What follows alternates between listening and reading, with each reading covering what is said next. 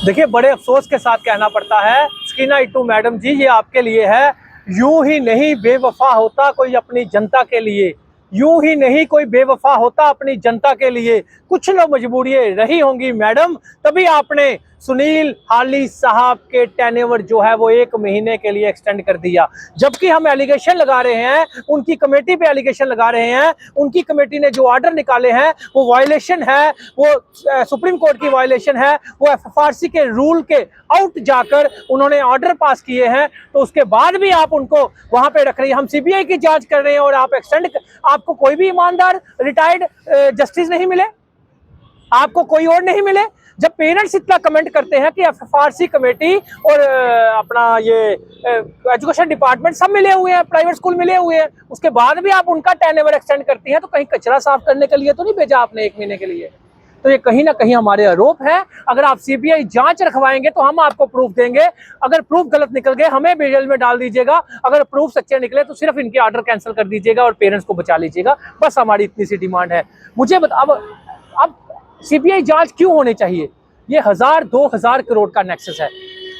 Supreme court कहता है admission fees बंद, सुनील हाली साहब कहते हैं, ये लिखा हुआ है a one time annual for new entrant of pre nursery and nursery for the session 2025-26, 26-27-28 is approved by rupees 18,000, 19,000, 20,000 रुपया।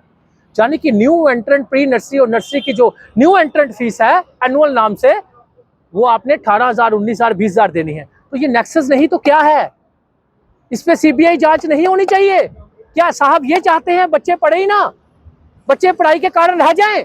उसके बाद पुरानी कमेटी किसी स्कूल की फीस तय करती है 4,000 रुपया, और साहब उसी स्कूल की फीस, साहब आते हैं, साहब की कमेटी उस स्कूल की फीस, एनुअल फीस तय कर देती है 12,000 रुपया।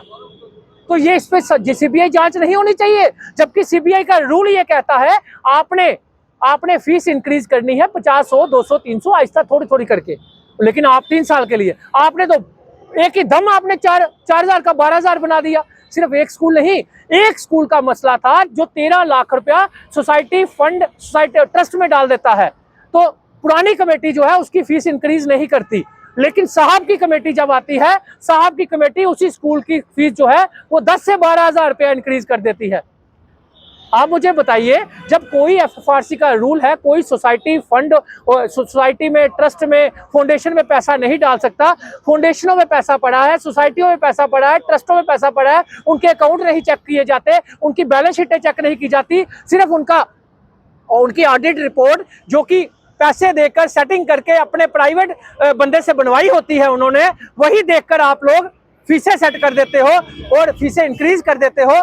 बताइए ये वायलेशन है कि नहीं है? इस पर सीबीआई जांच होनी चाहिए कि नहीं होनी चाहिए? उसके बाद भी बुक्स यूनिफॉर्म के नेक्सस के नाम से लूटा जाता है, उसके बाद भी ट्रांसपोर्ट फीस के नाम से लूटा जाता है, उसके बाद भी आप फीस इंक्रीज कर देते हो, जबकि आपके हर एक ऑर्डर में लिखा है बुक्स यूनिफॉर्म आप सेल नहीं कर सकते। उसके बाद किंडरगार्टन जो कि आपसे अप्रूवल भी नहीं लेता, आपसे फीसें भी ओपन फीस ले रहा है, 10-10 हजार की बुक्स भी बेच रहा है, उसके बाद भी आपकी कमेटी कुछ नहीं करती। तो बताइए आप पे जांच होनी चाहिए कि नहीं होनी चाहिए?